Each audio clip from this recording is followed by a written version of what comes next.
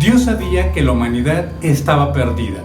Por eso envió a su Hijo Jesucristo a la tierra para predicar el mensaje de esperanza que la humanidad necesitaba, para venir a rescatar a todo lo que se había perdido y a morir en la cruz firmando con su propia sangre un nuevo pacto para reconciliar a la humanidad con su Creador. El día de hoy vas a conocer con más detalle cuál fue el precio que se pagó por tu salvación y por la mía.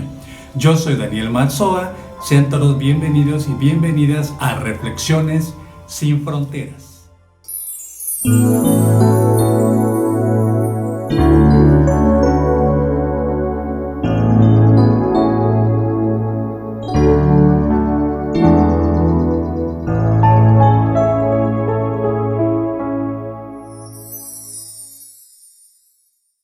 Entonces algunos de los escribas y de los fariseos le respondieron diciendo: Maestro, deseamos ver de parte tuya una señal. Él les respondió diciendo: La raza perversa y adúltera exige señal, pero ninguna señal les será concedida, sino la señal del profeta Jonás. Porque tal como Jonás estuvo en las entrañas del pez 3 días y 3 noches, así estará en el corazón de la tierra el Hijo del Hombre, 3 días y 3 noches. Los religiosos de la época le pidieron una señal a Yeshua, y él les revela cómo va a ser su muerte y resurrección en términos de tiempo, y como señal presenta lo sucedido al profeta Jonás, quien estuvo 3 días y 3 noches en las entrañas de un pez. Cuando Cristo dijo que estaría 3 días y 3 noches en el corazón de la tierra, indicó que 72 horas después de su muerte resucitaría. Los judíos consideran que un día tiene solo 12 horas. Esto lo confirma el mismo Jesucristo. Jesús les dijo: ¿No tiene 12 horas el día? Pero el que anda de noche tropieza. Los judíos cuentan los días de ocaso a ocaso. Entonces un día tiene 12 horas y una noche también tiene 12 horas. 3 días y 3 noches implicaría multiplicar 12 por 6, lo cual nos da por resultado 72 horas. Y cerca de la 9ª hora, 3 de la tarde, Jesús exclamó: Padre, para esto me has preparado. Y después exclamó en alta voz y expiró. Hubo tinieblas desde la 6ª hasta la 9ª hora en toda la tierra. Y habiendo Jesús recibido el vinagre, dijo: He aquí, consumado es, e inclinó su cabeza y entregó su espíritu. De acuerdo con estos pasajes bíblicos, nuestro Señor Jesucristo murió pasando la hora 9ª, es decir, después de las 3 de la tarde, cuando había finalizado un asombroso eclipse solar a 3 horas. A partir de este momento se deben de contar 3 días y 3 noches para que se cumpla su profecía de que estaría en las entrañas de la tierra 3 días y 3 noches. El día 14 del mes de Nisán es la Pascua de Yahweh. A los 15 días del mes es la fiesta, y comerán panes sin levadura durante 7 días. El primer día harán santa convocación, y no harán trabajo laboral alguno. El 7º día será santa convocación, y no harán trabajo laboral alguno. El mes de Nisán cuenta con 30 días e inicia en el equinoccio de primavera entre el 19 y el 21 de marzo. Por eso, el Pesaj o Pascua judía depende de 3 cosas: del equinoccio de primavera, de la luna llena y también de las cosechas anuales. Se nos ha enseñado por muchas décadas que Jesucristo nuestro Señor, Yeshua HaMashiach, murió crucificado un viernes por la tarde. Y esto está apoyado por muchísimos líderes cristianos, eruditos y hasta científicos, quienes han determinado que Jesús murió la tarde del viernes 3 de abril del año 33. Sin embargo, esto no puede ser. ¿Y por qué? Porque esto contradeciría, echaría por tierra lo que Jesucristo dijo de sí mismo, que pasaría 3 días y 3 noches. De viernes para domingo no son 3 días y 3 noches. Saca tus cuentas. Tienen que pasar 72 horas. Por lo tanto, Jesucristo no murió en viernes. Y además, toma en cuenta este pasaje del Evangelio de Lucas.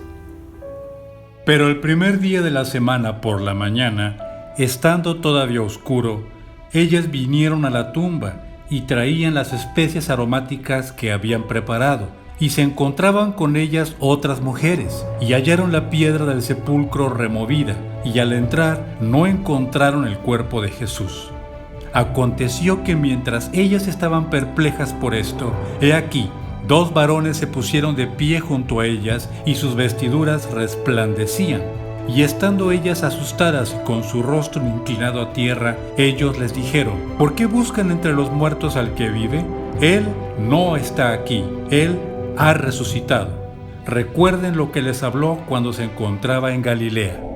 El primer día de la semana para los judíos es el domingo, a diferencia de Occidente, que nuestro primer día laboral es el lunes.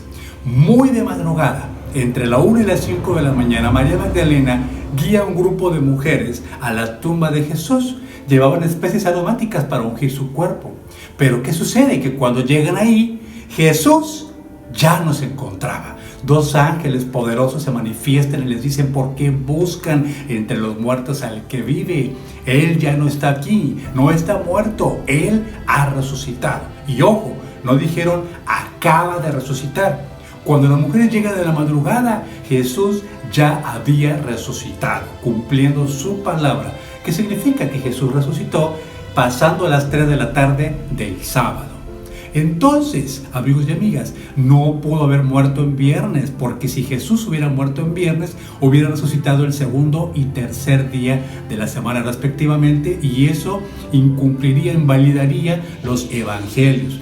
Por lo tanto, Jesucristo no murió en viernes. Jesucristo muere un miércoles, resucita un sábado, y en la madrugada del primer día de la semana, cuando las mujeres van a buscarlo, Él ya no estaba allí.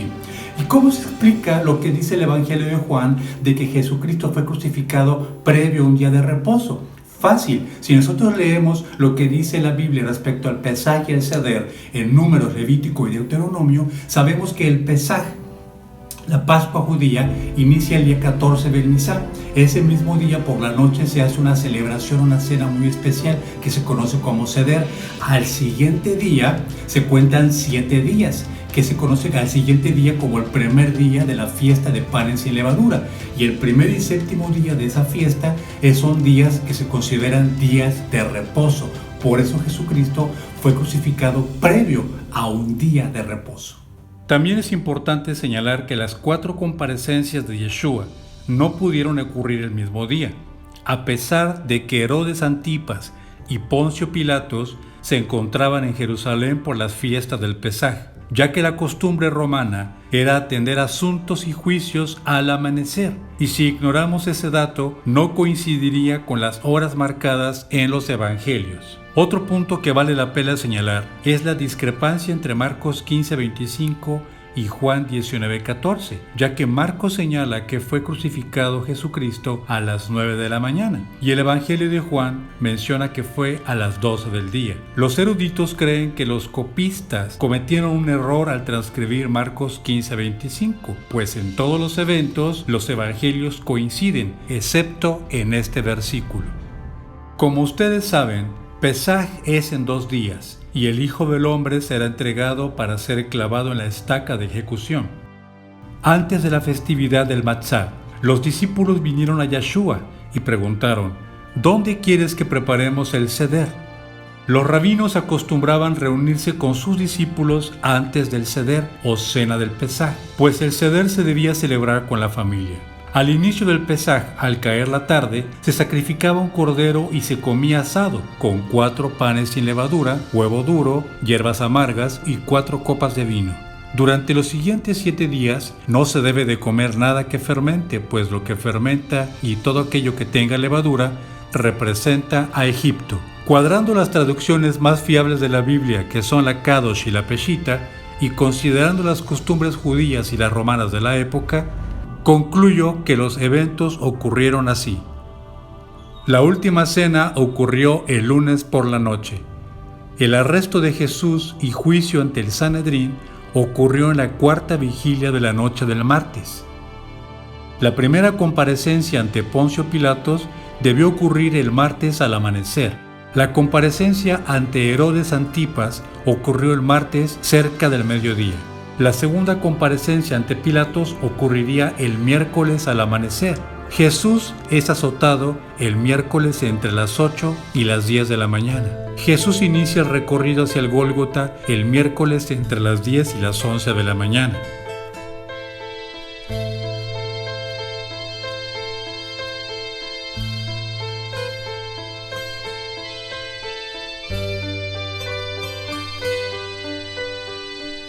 Jesús es crucificado el miércoles a mediodía. El eclipse solar en todo el planeta ocurre el miércoles del mediodía hasta las 3 de la tarde. La muerte de Jesucristo y el terremoto mundial ocurrirían después de las 3 de la tarde del miércoles. La resurrección de Jesucristo ocurrió el sábado entre las 3 y las 4 de la tarde. Todos estos datos son bastante interesantes, impactantes y echan por tierra muchas de las enseñanzas que hemos recibido a lo largo de los años. Pero recuerda que es más importante creerle y honrar a Dios antes que a los hombres y a los líderes. Pero hay un hecho, un acontecimiento que a mí me impacta y me estruja, y es saber los detalles de la tortura que recibió Jesucristo. El forense español José Cabrera hace una investigación y la escribe en un libro que se conoce como CSI Jesús de Nazaret. Él en su investigación describe a detalle la tortura que recibió Jesucristo. Esta información es corroborada y coincide con lo que los historiadores y los científicos han dicho por muchos años. Jesucristo por más de una hora recibió una tortura espantosa con cerca de 300 latigazos, no 39 como se dice, sino 300 latigazos, con 3 tipos de látigos que se utilizaban en aquella época. Uno terminaba con huesos filosos, otro con puntas de metal y uno con esferas de plomo. Con un golpe de látigo de plomo podía romperte un brazo. Jesucristo recibió cerca de 300 latigazos en manos de 2 o 3 hombres. Simultáneamente recibió puñetazos y le escupían la cara.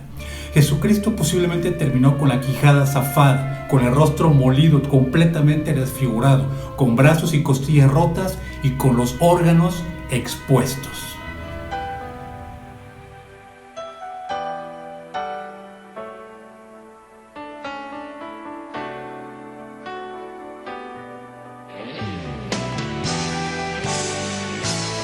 Despreciado y humillado por todos los seres humanos, varón de dolores, experimentado en el sufrimiento.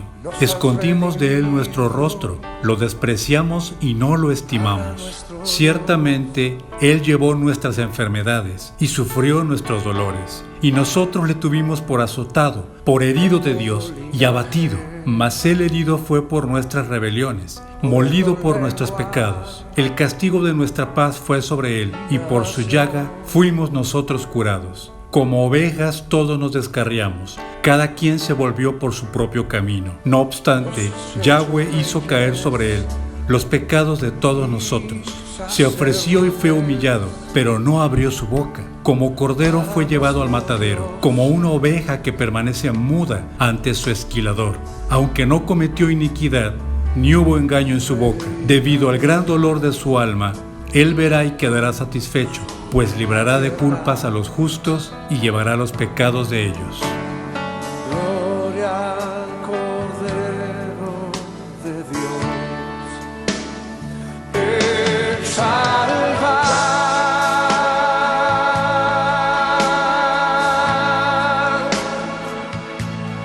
al Cordero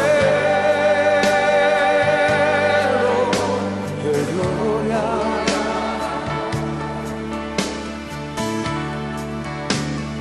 Adoramos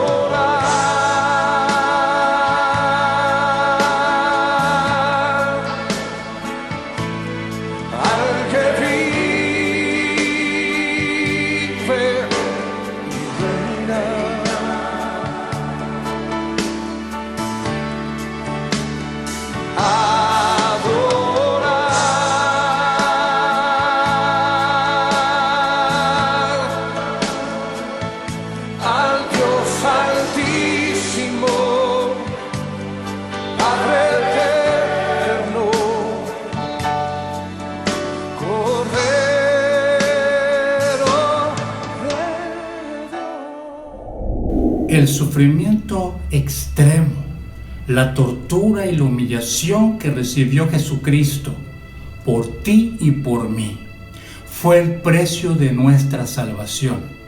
Ningún ser humano podría soportar esto. Esto fue el acto de amor más grande del mundo. Y tenemos que valorar este sacrificio. Jesucristo fue humillado. Incluso sus ropas fueron repartidas. Muy probablemente murió crucificado desnudo, ya que la simiente infernal mostrada y manifestada en todos los religiosos y en los romanos tenía una hazaña tal contra Jesús que era imposible de pensar que hubiera un acto de bondad para dejarlo en taparrabos. Nuestro Señor fue exhibido, humillado hasta lo sumo. Y Él, pudiendo ver en la cruz todo el panorama, la gente burlándose de Él, todas las huestes infernales incitando, carcajeándose, diciendo: a ver, bájate, para que la humanidad se perdiera. Pero Él no se bajó. Él no se bajó de la cruz por amor a ti, por amor a mí, por amor a la humanidad. ¿Para qué murió Jesús? Para que todo el que en Él crea lo acepte como Señor y obedezca sus mandamientos y haga lo que Él le agrade hasta la muerte, tenga vida eterna y no se pierda en el infierno. Porque tanto amó Yahweh al mundo que entregó a su único Hijo para que todo el que en Él crea no se pierda, sino que tenga vida eterna. El que cree en Él no es condenado, pero el que no cree en Él ya ha sido condenado. Y esta es la condenación, que la luz vino al mundo, pero la humanidad amó más la oscuridad que la luz, porque sus acciones eran malas. Pues todo el que hace cosas abominables detesta la luz, y no viene a la luz porque sería expuesto. Pero todo el que hace lo recto delante de Dios viene a la luz para que sus obras sean conocidas, que son hechas por Yahweh. Después de saber todo esto, te pregunto, ¿qué más necesitas para amar a Jesucristo, para conocerlo, para humillarte delante de Él y rogar por misericordia por ti y por tu familia? ¿Qué más necesitas para dejar esas tradiciones muertas, esa religión que solo te aleja de Él, esas amistades que te condenan, que te contaminan, ese pecado que te ata y que te tiene esclavo? ¿Qué más necesitas para dejar de practicar esa abominación que ofende a Dios? ¿Qué más necesitas? Dios murió por ti. ¿Qué más quieres? Él lo hizo todo, abrió un camino para que tú y yo pudiéramos salvarnos, una senda angosta. Y si tú y yo vivimos conforme a su voluntad, entonces alcanzaremos la victoria. Toma la cruz, acepta el regalo de Dios, no pierdas tu alma, no pierdas tu bendición. La victoria de Cristo solo es válida para una persona que lo acepta en su corazón, lo hace el Señor de su vida y obedece su palabra, apartándose de todo lo que no le agrada a Dios. El mundo vive de apariencias. No seas de esas personas. En la antigüedad, cuando los católicos iban a comprar sus ídolos de yeso, le decían al artesano: lo quiero sin cera, por favor. Porque cuando se dañaban estas figuras, ocultaban la rotura con cera, y eso le quitaba valor y originalidad. Por eso, cuando una persona oculta algo, no es sincera. Seamos sinceros con Dios y conozcamos su voluntad leyendo su palabra diariamente. Entonces Jesús, clamando de nuevo en alta voz, expiró, y al instante el velo del templo se rasgó de arriba abajo, y la tierra tembló, y las rocas se partieron, y se abrieron las tumbas, y muchos cuerpos de santos que habían muerto resucitaron. El velo es lo que separaba el lugar santo del lugar santísimo. Al lugar santísimo, donde se manifestaba la presencia de Dios, solamente los sacerdotes escogidos, consagrados en extrema santidad y pureza e integridad ante Dios, podían ingresar con unos atuendos especiales llenos de campanitas. Las campanas indicaban que seguía vivo y había una cuerda que salía. ¿Por qué? Porque si el sacerdote cometía un error y estaba impuro o había hecho algo en el día que lo contaminara, en cuanto cruzaba el velo caía fulminado, ¡fum!, muerto. y tenían que jalarlo con la cuerda y pues ni modo, murió el sacerdote. En el lugar santísimo es donde los sacerdotes clamaban misericordia por el pueblo, intercedían, oraban por todo el pueblo de Dios. Ahora, cuando Jesús muere, ocurre un terremoto. El velo del templo se rasga de arriba abajo. ¿Por qué? Porque es Dios haciendo la separación, diciendo, este es el nuevo pacto. Ahora, desde la comodidad de tu casa, tú ya puedes acceder al lugar santísimo de Dios, a la misma presencia de Dios, con un corazón sincero. Cuando tú de verdad quieres encontrarte con Dios, lo vas a encontrar, porque su palabra dice, el que temprano me busca, temprano me encuentra, y el que me busca de todo corazón, me halla. Por lo tanto, nosotros, gracias al sacrificio de Jesús, gracias Señor, tenemos acceso al lugar santísimo por la misericordia de nuestro Dios.